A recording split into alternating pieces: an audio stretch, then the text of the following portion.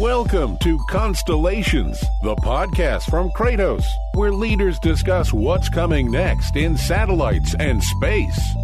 Thanks for listening to Constellations, the podcast from Kratos. Today's guest is Andrew Rush, CEO of Made in Space. Andrew, how are you today? I'm doing well. Thanks for having me. Well, I've done all my homework and I've learned all kinds of stuff about you. But tell me, why in the world someone with your skill set wound up at a company like Made in Space? Well, I grew up on the east coast of Florida, watching launches. And both my parents are engineers, so I grew up on this kind of steady diet of science fiction and hard, physics. And really just always wanted to work in space and kind of circuitously got there. I have a technical background in physics, and then I was a lawyer for a couple of years and was outside general counsel for Made in Space. And then after a few years of that, was invited to come run the company, which was really just a dream. It was absolutely a dream job and really enjoy every single day of it. I have to admit, I saw your LinkedIn profile. You have a bachelor's degree in physics and then a law degree. It's kind of like in the morning you're a Red Sox fan, in the afternoon you're a Yankees fan. So you got two different poles pulling you, don't you? It's certainly a bridge between two worlds.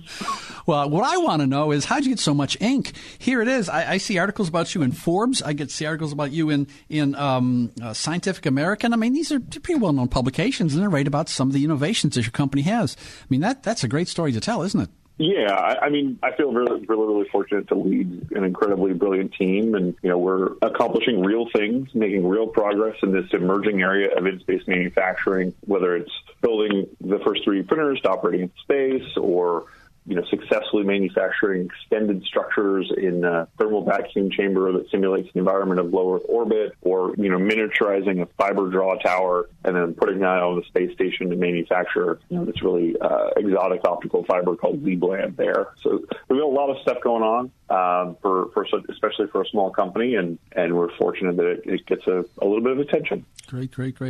I'm going to give a quote from your Twitter feed and then ask you the first question. Your Twitter feed says, "Dream on Earth, build among the stars." Get a lot of resumes with that logo, don't you?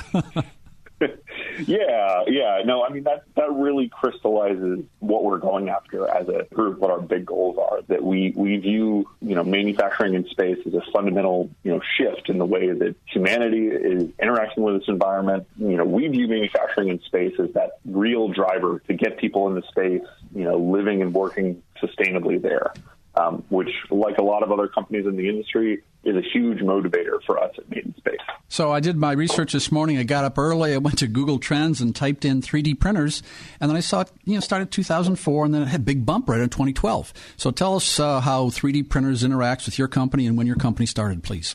Definitely. So Made in Space was founded in 2010, again, with this kind of explicit goal of, enabling people to sustainably live and work in space. And the way that the company approached that was to say, okay, what are some really transformative emerging technologies that, that we could leverage to, make it easier for people to live and work in space, and for it to be a profitable, both commercial and government endeavor.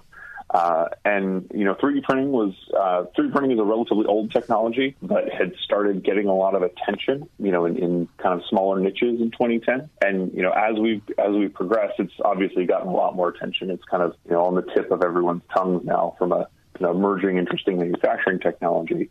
So, we benefited a lot from, new developments in terrestrial 3D printing, as well as people becoming more and more comfortable with terrestrial 3D printing. When the company was first founded, you go into a customer and say, hey, we want to put a 3D printer in space, and they'd be like, well, what's 3D printing? But now, because everybody's so more familiarized with it, it's been this hot technology for a while, you go in and you say, hey, we want to do metal 3D printing in space. And everybody's like, yes, that's awesome. We need to do that, right now. I've been involved in technology for many years. I've never used the phrase terrestrial printing before. I guess I walk down the hall and I'll do some terrestrial printing today. And so I have a friend whose father is an astronaut, and a guy named Fred Hayes. And the time in space is very, very precious. I mean, they try to do everything they possibly can. And I think one of the motivations behind Made in Space was taken, and maybe an astronaut said, I'd like to leverage that time I have in space and do more while I'm up there. Is that one of the motivations behind this whole product? Yes, absolutely. Really, at the end of the day, having a local manufacturing capability is about augmenting the mission and saving astronauts time and really, where possible, providing them that perfect perfect fix or that perfect tool or that perfect new scientific instrument or structure so that they can do their mission better, or in the case of like an off-nominal event, they can, recover from that very quickly and confidently. There's a lot that goes into that, from material choice to how we design the printer to how it's operated. The printers we have on the International Space Station are actually remotely operated. The astronauts aren't, doing CAD and then, loading up a file in it or anything like that. We're sending the files to the machine, telling it to print, monitoring it, and then when it's done, the astronauts get a signal, and then they can, float over to the device and take the part out. And that's really all the interaction they have with it, because their time is so precious. We want to provide them something useful with a minimal amount of time while taking a minimal amount of their time. I went to YouTube and I saw an interview you did with someone called Moon and Back Guy. And you talked about, if you go down to Florida and see one of these rockets sitting in there, I think 99% of it is just getting it in space and just a very, very small payload. And so what 3D printing allows is you overcome some of those limitation boundaries of a payload going into space, don't you? Yes, absolutely. Something like 90 or 95% of the design requirements that are put on satellites and spacecraft today are driven by the launch vehicle, by the first sort of 10 minutes of your asset's operational life, because that rocket suggests their payload to like really, really high G-forces, high shock, and a high vibration environment. And, so you overbuild your payload to survive that time, and then you put it into space, it gets on orbit, and it's in this really, mechanically benign environment. It's just floating along in microgravity. So manufacturing in space lets us kind of dump all those requirements, or dump a vast majority of those requirements, because we can just launch feedstock, which doesn't really care about how many G's you subject it to, in a robust manufacturing device to space, and then manufacture, reflectors or, booms or trusses or other structure that might normally be folded up and stuffed inside that launch fairing on that rocket. Yeah, it's kind of like origami, isn't it? They have to fold up these things real carefully, then it expands. This kind of overcomes some of those limitations.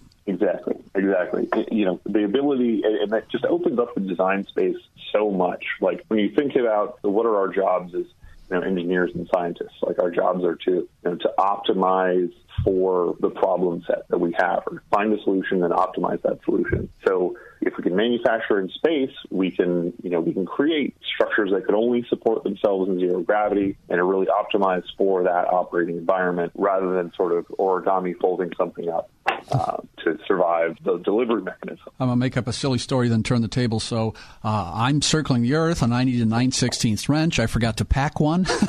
And so you can manufacture one pretty easily. However, we can turn the tables on this, too. There could be advantages to manufacturing items in space and then take them back down to Earth. Is that right? Yes, that's absolutely right. So, going back all the way to, Apollo 14, or maybe even earlier, NASA, the Russian Space Agency, ESA, and other groups have been doing materials research in space and studying the effects of the space environment and microgravity in particular on the behavior of materials when they're processed. And it turns out that there's a whole classes of materials that we call kind of space-enabled materials, that if you process them or manufacture them in space, they have, really, really nice qualities. They have better qualities than if you did that processing or manufacturing on the Earth. One of these in particular is an optical fiber called Z-band. It's an exotic optical fiber that has a transmission window that goes deep into the infrared, and it actually has a signal loss that's like 10 to 100 times better than your sort of traditional silica fiber, which is what, is all of our telecommunications networks. There's about 20 years of research that shows if you manufacture this Z-band optical fiber in microgravity, you can actually attain that incredible performance gain, because when you manufacture this material on Earth, little microcrystals form in it, because gravity is kind of messing with the ability of the crystalline lattice to set up. So if we take gravity out of that manufacturing equation, the lattice sets up well, and we get really nice fiber. So I guess that would be applied in a data center or something, or where would you apply that on Earth? Yeah, the big long-term markets for it are actually long-haul telecommunications and data centers. And there's some other interesting applications in like fiber lasers, super continuum light sources, sensor applications, and more. We're here in the Washington, D.C. area. There's a county near us that has 140 data centers. So it could be your next customer coming up, Yeah, definitely. There's always a cost to everything, so is it also less expensive? I know with higher quality out there for certain items, is it less expensive to manufacture in space? On a kind of on a per kilogram basis, it's going to be more expensive because you have to pay for, a really expensive ride up and back compared to what you would have to do on the ground. But the trick with something like ZBLAN is that on a sort of dollars per kilogram cost isn't really the right, lens to be looking at something, or looking at the problem. The appropriate lens is what's my, dollars per terabyte or dollars per unit of data that's transmitted. And if in that frame, ZBLAN can be really, really competitive with traditional silicon fiber. It can, provide a lot better response time, provide a lot more data per fiber, and give you a much wider transition window, all of which translate into, great value for the customer. I'm going to bounce around and talk about country music now. There was a country music song, and it was like, I was country before country was cool. So I get up this morning and went to LinkedIn. The very first thing I saw was about the NASA webcam. So, Andrew, I guess it used to be an isolated field, but now you're kind of in really a cool field where my first feed on LinkedIn is talking about warming up to room temperature for this device that NASA's letting people watch. It's becoming very, very popular where, it's been in the background for a while. Now it's coming to the forefront to most people's minds. Yeah, no, absolutely. I mean, it's really exciting to see space and aerospace and the companies and individuals that are doing good work in the industry kind of attract a wider audience than it had, even just a few years ago. I think it's really a testament to some of the, really exciting and world-changing things that folks are doing in the industry.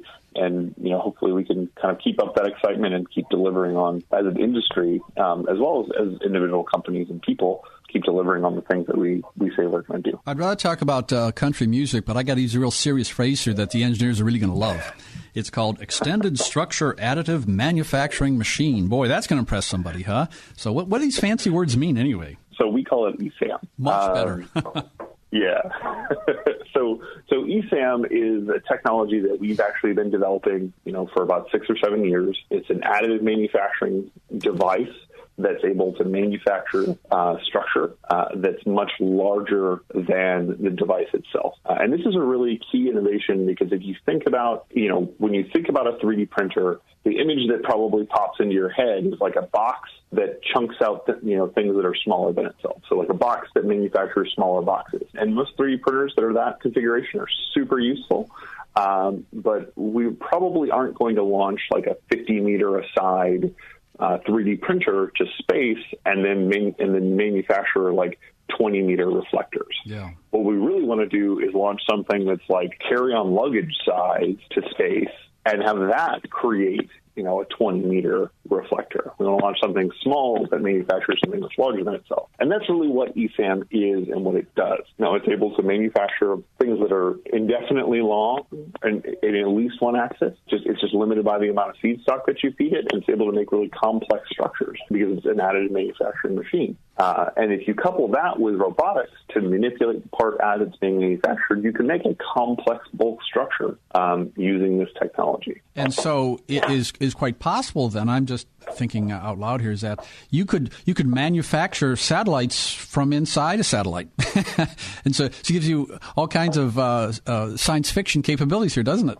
Absolutely. It's you can be really, really adaptive and, on the spot and manufacture repairs or reconfigure your satellite or manufacture, little daughter satellites on that larger satellite. The possibilities are quite vast. What a tool and die maker would say is that, what if a part on the printer breaks? You could almost be self-repairing. You could almost print the part yourself and have it replaced. It's almost, it brings a lot of different scenarios that people have only dreamed about in the past. Yeah, well, and it's funny that you mentioned that because actually one of the very first parts that was ever manufactured in space was a replacement cover for the extruder of the first printer that we built and operated to really just in a very tangible way, demonstrate what you just pointed out, is that these devices can be self-repairing, and as the technology progresses, as we're able to get into, as we have gotten not only into polymer manufacturing in space, but now have the ability to manufacture metal in space and have demonstrated the ability to manufacture electrical connections on microgravity. When you marry all that together, you very quickly start approaching a world where you're not only repairing, but you might one day have a self-replicating device that can manufacture an entire extruder and build tray and traverse systems and all the systems and subsystems that go into a space-capable manufacturing device. Let me jump back to a word you used earlier. The word was feedstock. So what exactly does that mean? So feedstock is the kind of raw material that additive manufacturing devices use to create the part that you specify. So depending on the 3D printer, the feedstock comes in different forms. Sometimes it comes in a filament or a spool of filament that's fed through an extruder and then deposited in a kind of a raster pattern. Sometimes that we actually use that technique for a wide variety of polymers. You can also use that for a wide variety of metals. We and our partners are pretty skilled at that. There are other techniques that are maybe not as well suited for space, where you use a powder, like a fine metal powder as your feedstock, and then you sinter it together with a laser and create your part. And then there are even 3D printers that use a liquid resin as the feedstock that then you cure with a light source and create your part. And that one, we've actually demonstrated the ability to control that liquid in microgravity, which is, really tricky, but that can yield some really high resolution and interesting applications. When my daughter's an engineer, when she studied engineering, one of her classes, I think, was materials and structures or something like that. It's like you're turning that whole class upside down. I'm sure all the teachers are getting mad at you because it's Andrew Russ, the new teacher on, forget all that stuff you learned. This is way different types of materials and structures, isn't it? Oh, yeah. I mean, the material science is probably one of the key, 3 pillars with additive manufacturing. And there are just so many brilliant people, who are studying and developing these techniques and these materials. We have the pleasure of having a good materials group, in-house at Made in Space. But certainly we leverage the incredible pace of innovation in material science that the broader industry has as often as we can. One topic that seems to be bouncing around here is the concept of mining in space. Does 3D manufacturing have any application there? Yeah, we like to say that, hey, we don't care where the feedstock comes from. We just need the feedstock. So if a mining company goes and processes an asteroid and has a couple of tons of nickel that they can deliver to us, then we'd be pleased as punch to turn that into a space station or a part of a satellite or what have you. But really, this additive manufacturing technology and really space capable manufacturing technologies in general are really kind of fit hand in glove with, mining of, metals and other building materials in space, because, you really have to ask yourself, once you have the raw material, what are you going to do with it? And the answer is, well, we're going to build stuff in space. And that's where folks like us come in. I can see classes being filled up all across the country. Just tell me more. I want to learn more. I think of Bruce Willis and going to the asteroid, and he doesn't blow it up. He's actually going to mine it. I mean, there's all kinds of really fun aspects to this, aren't there? Yeah, definitely.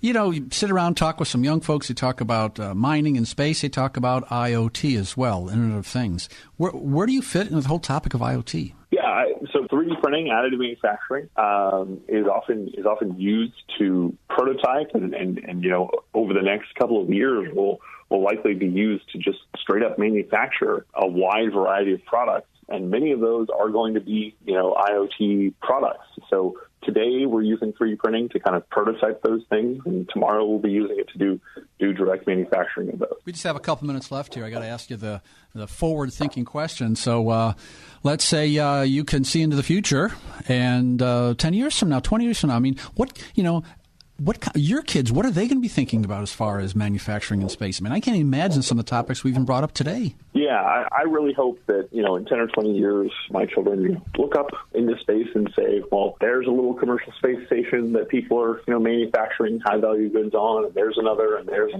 and them looking at it and saying, okay, what else could we do? What else could we be could we be using space for to provide value to folks? And hopefully they're looking at that and saying, yeah, or pestering me to say, hey, Dad, can we go vacation on, in low Earth orbit, or saying, oh, I want to be one of the first, moon explorers, prospecting for minerals. That's really the world that I hope exists in 10 or 20 years. It's going to be a brave new world. We know that. Well, Andrew, looks like we're running out of time here. For the last 26 minutes, we've been talking about cool space stuff. We're going to have to, unfortunately, end this interview here. I'd like to thank my guest, Andrew Rush, CEO of Made in Space. Thank you, Andrew. Thank you. Thanks for listening to Constellations, the podcast from Kratos. If you like this interview, please subscribe, tell a friend, and give us a review.